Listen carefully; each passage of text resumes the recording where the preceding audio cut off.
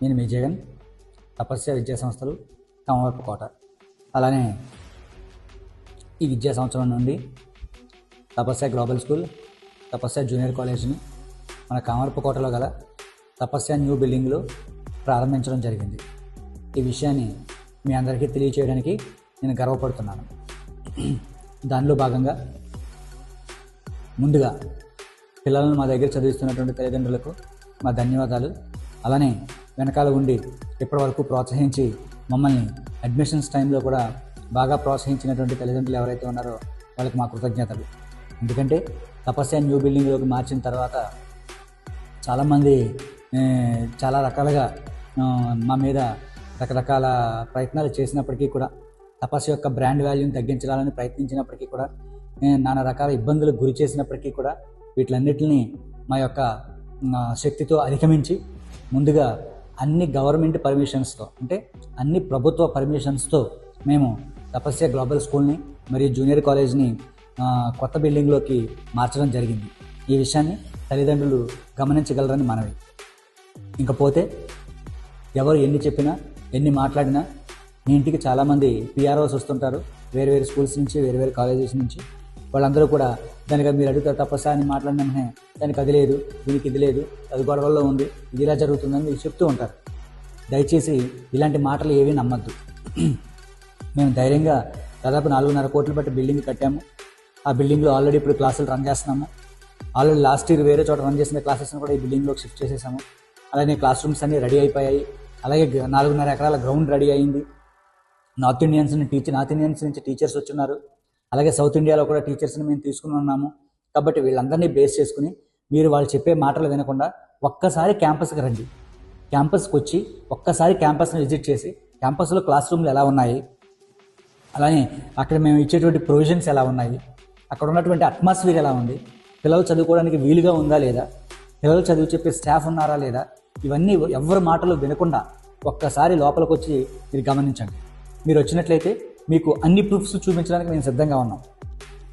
బయట ఎవరెవరో ఏవేవో మాట్లాడుతున్నప్పటికీ కూడా వాటిలన్నింటినీ కూడా మీరు నమ్మకుండా మా దగ్గర జాయిన్ చేసినట్లయితే ఖచ్చితంగా మీ పిల్లల భవిష్యత్తుకు మంచి జరుగుతుందనడంలో ఎటువంటి సందేహము లేదని నేను దృఢంగా నమ్ముతున్నాను.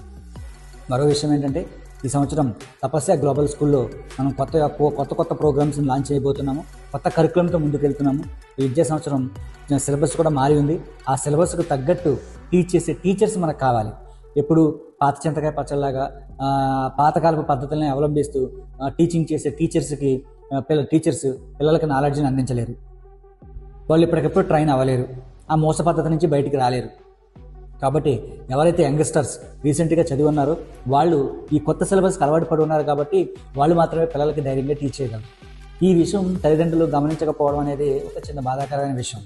ఇంకో విషయం తెలియజేస్తున్నాను. ఈ సంవత్సరం వచ్చే సిలబస్ని పాత టీచర్స్ ఎవరు కూడా టీచ్ చేయలేని పరిస్థితి. కనీసం వాళ్ళకి 6 నెలల నుంచి 7 నెలల పాటు ట్రైనింగ్ ఇవ్వాలి. అలా ట్రైనింగ్ క్లాసెస్ ఎక్కడ జరిగాయి? పిల్లలు డైరెక్ట్గా బుక్స్ కొనుక్కుని క్యాంపస్కి వెళ్ళిపోతే అక్కడ వాళ్ళు చెప్పేవి వీళ్ళు బుక్లో ఉన్నవి చూసి ఆ బోర్డు మీద రాసి, ఆ బోర్డు మీద ఉన్నవి చూసి వీళ్ళు బుక్లో రాసుకోవడం. ఏంటండి ఈ పరిస్థితి?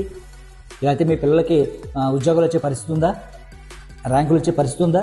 ఇవన్నీ మీరు తెలుసుకోండి 1-2 సార్లు. ఏ రోజైతే మీరు బట్టి విధానాన్ని వదిలేస్తారో ఆ రోజే మీ పిల్లల భవిష్యత్తు బాగుంటుంది అన్న విషయం మీరు మర్చిపోకూడదు. ఇంకొక విషయం మీకు తెలియజేస్తున్నాను.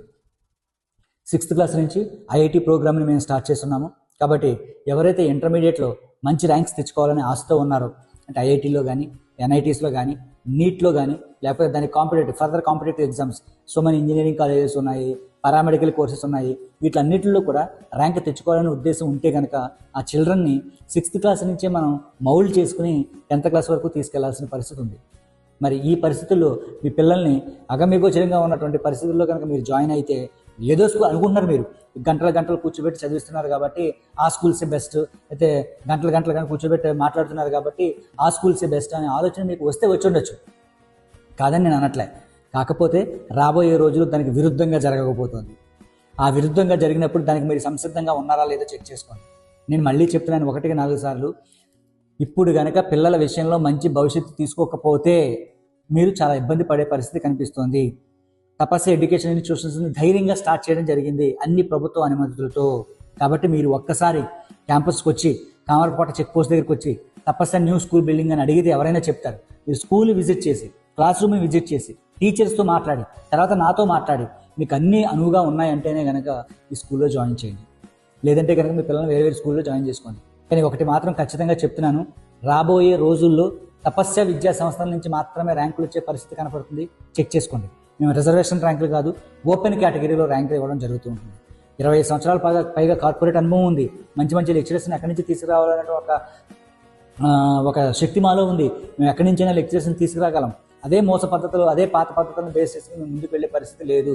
మా దగ్గర అంతా న్యూ మెథడాలజీ, క్లేవే మెథడ్స్. చిన్న పిల్లల్ని కూడా ఎలా చదివించాలి, ఎలా రాయించాలి అనే దాని మీద కూడా మేము కాన్సన్ట్రేట్ చేస్తున్నాము. అంటే మీరు ఆలోచించాలి ఆ పరిస్థితి ఎంత బాగా మేము ముందుకు తీసుకెళ్తున్నాము అనేది. మా కరికులం ఈజ్ డిఫరెంట్. మేము వాడే కరికులం స్టేట్లో 7-8 మంది స్కూల్స్ మాత్రమే వాడతారు. ఎందుకంటే ఆ కరికులంలో చదివిన పిల్లలకే ఎక్కువ ర్యాంకులు వస్తున్నాయని ఈ మధ్యన పేపర్లో కూడా మీరు ఒక ఆర్టికల్ చదివి ఉంటారు. ఇవన్నీ తెలుసుకోకుండా ఏదో ఒక ఎక్స్ స్కూలు, ఏదో వై స్కూలు, ఏదో జెడ్ కాలేజో ఏదో చెప్పారని చెప్పి మీరు తీసుకెళ్ళిపోయి అక్కడ జాయిన్ చేసి ఆ పిల్లల్ని అర్థం కాక ఇబ్బంది పడి 2 సంవత్సరాల తర్వాత ర్యాంకులు రాక ఏదో ఒక ఇంజనీరింగ్ కాలేజీలో డబ్బులు కట్టి జాయిన్ అవ్వడం కన్నా కూడా ముందే జాగ్రత్త పడితే మీ పిల్లల భవిష్యత్తు మారే అవకాశం ఉంది. బస్సుల్లో గంటలు ప్రయాణం చేసి అక్కడికి వెళ్ళి ఆ పిల్లాడు ఏం చేస్తున్నాడో లేదో తెలియని పరిస్థితుల్లో మీరు ఉన్నట్లయితే కనుక ఈ పరిస్థితి